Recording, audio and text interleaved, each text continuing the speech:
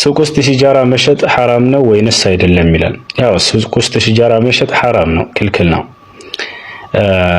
አንድ ልናውቀው የሚገባ ነገር አንድ ነገር ሐራም ነው ከተባለ ያን ነገር መሸጥም ሆነ መግዛት እንዲሁም ለሰዎች መስጠትም ሆነ መቀበል ማንኛውም ነገር የተከለከለ ነው። ያን ነገር ባትሰሩትም እንኳን ያን በመስራት ላይ መተባበር ስለሚሆን ማለት ነው። ኢነላሃ ኢዛ ሐረመ ሸይአን ሐረመ አክለ ሰመኒሂ ይላሉ።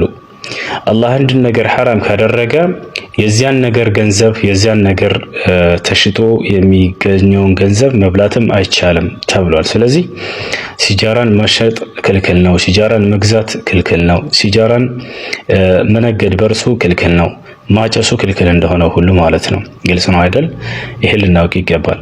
አንዳንዱ ሰው እኔ እስካላጨስኩ ድረስ ብሸጥ ምን ችግር አለው ይላል። አይቻልም። ለምሳሌ ያዙ አንድ ሐዲስ ልስጣችሁ። ነቢያችን ስለ አስካሪ መጠጥ ሲናገሩ ምን አሉ? የሚጠጣውን ሰው ብቻ አይደለም የተራገሙት፣ የሚቀዳውን፣ የሚያስቀዳውን፣ የሚገዛውን፣ የሚሸጠውን፣ የሚጭነውን፣ አስጭኖ የሚወስደውን እነዚህን ሁሉ ነው የተራገሙት። የሚጠጣውን ሰው ብቻ አይደለም። ስለዚህ በዚህ መሰረት ማንኛውም የተከለከሉ ነገሮች ሐራም የተደረጉ ነገሮችን እነዚያን መሸጥም ሆነ መግዛት በፍጹም አይቻልም። ግልጽ ነው አይደለም? በፍጹም አይቻልም። አላህ ቁርአን ላይ ምን ብሏል? ፊ ሱረት ተውባ ወተዓወኑ ዐለል ቢሪ ወተቅዋ ወላ ተዓወኑ ዐለል ኢስሚ ወልዑድዋን ብሏል። በመልካም ነገር ላይና አላህን በመፍራት ላይ ተባበሩ። ወላ ተዓወኑ ዐለል ኢስሚ ወልዑድዋን በኃጢአት ላይና ወሰን በማለፍ ላይ ድንበር በማለፍ ላይ አትተባበሩ ይላል።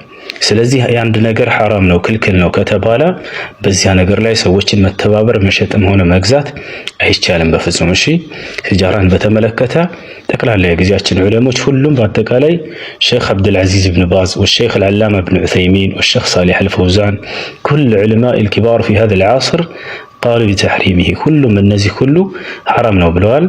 መሸጥም ሆነ መግዛትም እንዲሁ ሐራም ነው ብለዋል። ስለዚህ ሰዎች ተጠንቀቁት፣ ከሱቆቻችሁ አውጡት። የአላህን ሪዝቅ በሐላል መልኩ ፈልጉ፣ በሐራም መልኩ አትፈልጉ። ግልጽ ነው አይደል? ሰላም አለይኩም ወራህመቱላሂ ወበረካቱ።